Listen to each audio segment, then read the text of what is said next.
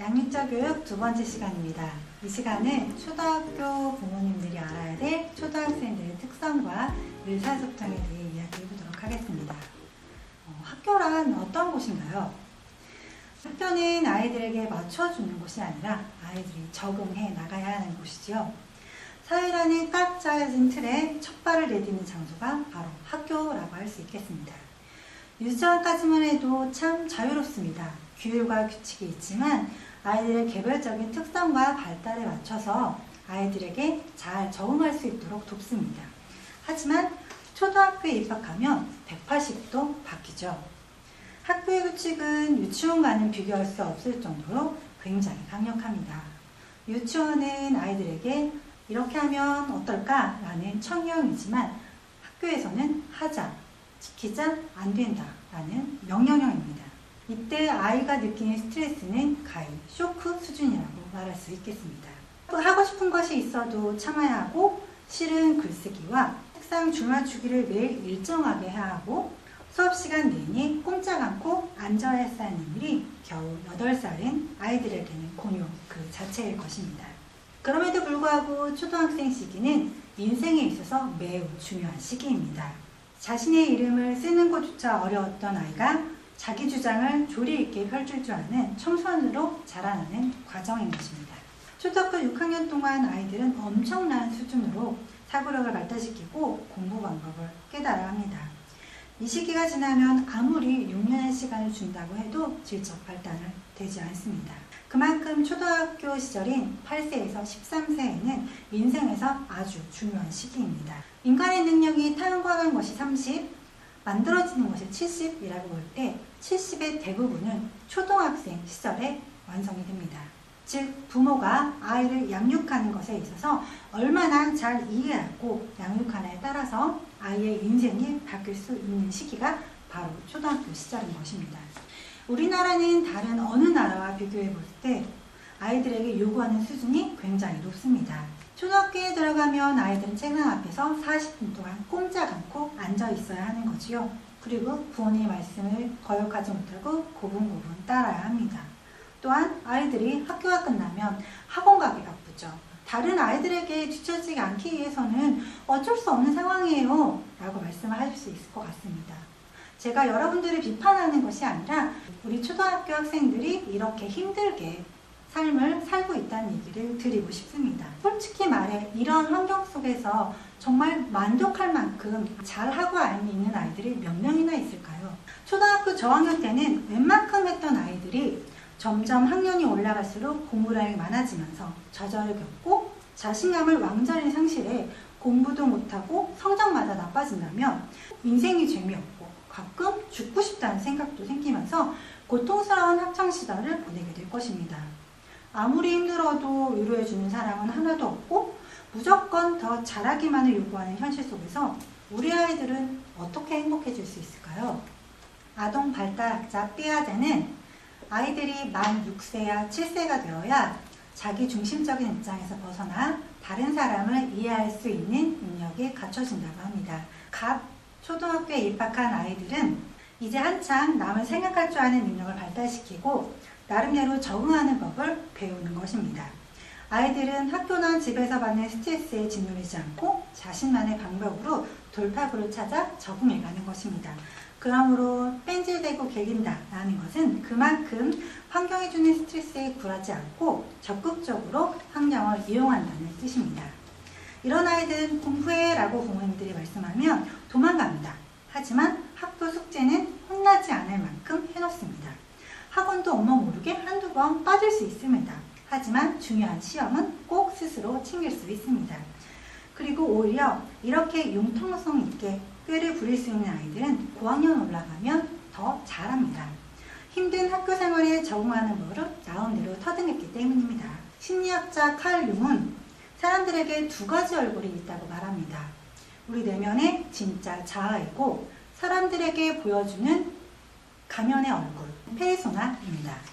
초등학교 시기는 내면의 진짜 자아를 가지고 있으면서 페르소나, 즉 밖으로 내보이는 자아를 여러 가지 방법으로 자유롭게 발달시키는 때입니다.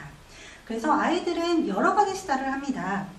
자기가 하고 싶은 것을 어느 정도까지 할 수 있을지, 그리고 어느 행동이 어디까지 허용이 되는지, 그 다른 사람과의 거리는 어느 정도여야 하는지를 탐색하면서 시행착오를 겪습니다.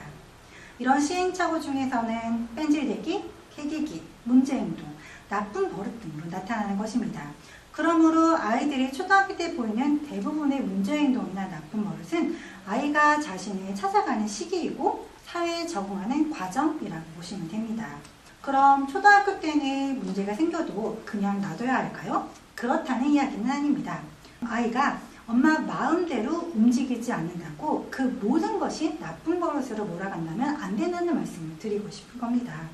그러므로 아이가 문제를 일으켰다고 해도 그 문제를 당장 해결하려고 노력하기 이전에 아이가 학교 생활이 힘든지, 아니면 가정 안에서 어려움이 있는지, 아니면 친구들 관계에서 힘든지를 먼저 살펴봐 주시기 바랍니다. 그럼 아이들의 문제 행동에 안달복달하지 않고 한 번, 두 번 눈 감아줄 여유가 생길 것입니다. 아이가 인생을 살아가는데 중요하다고 생각하는 것이 무엇입니까? 바로 자신감입니다. 자신감은 어떤 일을 스스로의 능력으로 충분히 감당할 수 있다고 믿는 마음입니다. 즉, 나는 괜찮은 사람이다 라는 생각을 가지고 있어야 나도 할 수 있다 라는 진짜 자신감이 생기는 것입니다. 그러려면 부모가 염두해야 될 것이 있습니다. 첫째는 아이들이 한 일을 높이 평가해 주시기 바랍니다. 아주 작은 일부터 아이들이 스스로 할 수 있을 때 격려해 주시기 바랍니다. 어렵다고 한다면 힌트만 주시기 바랍니다. 이렇게 스스로 했을 때 한 것에 대해 구체적으로 언급해 주시고 크게 칭찬해 주시기 바랍니다.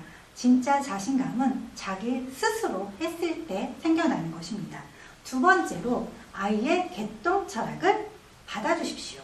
5학년이 되면 부모의 말에 슬슬 반기를 들기 시작합니다.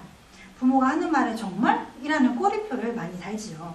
만약 부모가 약속은 꼭 지켜야 되는 거야 라고 얘기하면 아이들은 약속? 뭐 지킬 수도 있는데 엄마 저번에 안 지켰잖아 라고 이야기할 것입니다. 이처럼 아이들이 개똥철학을 펼칠 때 어떻게 답하느냐에 따라 아이의 자신감을 키울 수도 무너뜨릴 수도 있습니다. 부모님이 듣기에는 말도 안 되는 이야기일지라도 아이에게 설명해 주시고 이해해 주시기 바랍니다. 아이 스스로 우리 집이 화목한지 아니면 화목하지 않은지를 판단하는 것은 보통 초등학교 고학년 때입니다. 그때 부모가 자기 말을 잘 들어준다면 아이는 평생 우리 집은 화목했다 라고 기억할 것입니다. 그 기억은 아이가 사회에 나가서 다른 사람과 관계를 맺고 험한 세상을 헤쳐나가는 데 꼭 필요한 자신감의 튼튼한 뿌리가 되어줄 것입니다. 초등학교 저학년 아이들은 불안과 걱정이 참 많습니다. 외부로부터 어떤 자극을 받으면 그것을 거부하거나 받아들이겠다는 생각을 하지 못하고 그저 전전긍긍하게 되지요. 그래서 부모님이나 선생님이 많은 것들을 한꺼번에 얘기하셨을 때 아이들은 불안 증세를 나타나기도 합니다. 그렇기 때문에 아이들과 대화할 때 한 번에 한 가지씩 구체적으로 말씀해 주셨으면 좋겠습니다. 그리고 2학년 학생들은 이제 규칙이 무엇인지 이해하고 규칙을 지킬 때 쾌감을 느끼기도 합니다. 이런 발달을 고려하여 부모가 아이에게 꼭 갖고 싶은 습관이 있다면 이 시기를 놓치지 말기 바랍니다. 그리고 장점을 부각하는 대화를 많이 해주시기 바랍니다. 부모의 눈에는 아이들의 장점보다는 단점이 많이 보이실 겁니다. 아이들의 장점을 계속 찾아보시면서 그 장점에 대해 아이들한테 자세하게 이야기해 주셨으면 좋겠습니다. 부모님의 긍정적인 기대를 먹고 사는 것이 바로 저학년 아이들이기 때문입니다. 초등학교 고학년 때 맺는 부모와의 관계가 평생을 간다고 합니다. 이 말을 들으니 고학년 학부모님들이 마음이 무거우실 거라 생각을 합니다. 하지만 너무 걱정하지 않으셨으면 좋겠습니다. 아이들은 완벽한 부모님을 원하는 것이 아니라 함께 해주는 부모님을 원합니다. 아이들한테 실수를 인정하는 것, 부족한 부분이 있으면 함께 해달라고 도움을 요청하는 것, 솔직하게 표현할 때 아이들은 부모와의 거리를 좁히게 됩니다. 고학년이 되면서 아이들은 반항적이고 엄마 아빠를 평가하게 되는 것은 아이들의 발달상 당연한 과정입니다. 순하다고 안심할 일이 아니고 삐딱하다고 걱정할 일이 아니라는 이야기입니다. 어떤 아이는 곱게 표현하기도 하고 어떤 아이는 반항하는 것처럼 표현하기도 하지만 속 내용은 모두 부모와 다른 시각으로 자기 이야기를 하기 시작하는 것입니다. 아이가 5, 6학년이 되어 사춘기에 들어서면 부모님들은 긴장을 해야 합니다. 아이가 부모님을 이상화했다가 비판도 했다가 하면서 자신들의 개똥 철학을 펼치는데 그것을 놀라주면 굉장히 섭섭해하고 상처를 받습니다. 이처럼 사춘기 때 아이들이 부모에 대해 갖게 되는 상은 평생 갈 수도 있습니다. 아이가 비판한다고 윽박지르게 된다면 아이는 우리 엄마 아빠하고는 통하지 않아 라고 하며 자신의 세계에서 부모님을 아웃시켜버릴 수 있습니다. 부모와의 대화 채널의 스위치를 완전히 꺼버린 아이에게 다가서는 것은 한계가 있습니다. 이 영상을 보시는 학부모님들은 꼭 아이들에게 시간을 내주시기 바랍니다. 특히나 아이가 초등학교 고학년이라면 시간의 우선순위를 아이와 함께 하시는데 꼭 주시기 바랍니다. 우리가 서핑을 잘하려면 파도를 잘 타야 되듯이 아이들이 우리에게 다가왔을 때 바짝 붙어서 아이들 이야기를 들어주고 그들의 마음을 이해해준다면 아이들은 평생 부모님과 좋은 관계를 유지하려고 노력할 것입니다. 그러면 그 속에서 아이들과 함께 할 수 있고 아이들을 이해할 수 있는 쉬운 방법을 찾을 수 있을 것입니다. 이번 시간에는 초등학교 부모님들이 알아야 될 초등학생들의 특성과 의사소통에 대해서 말씀드렸습니다.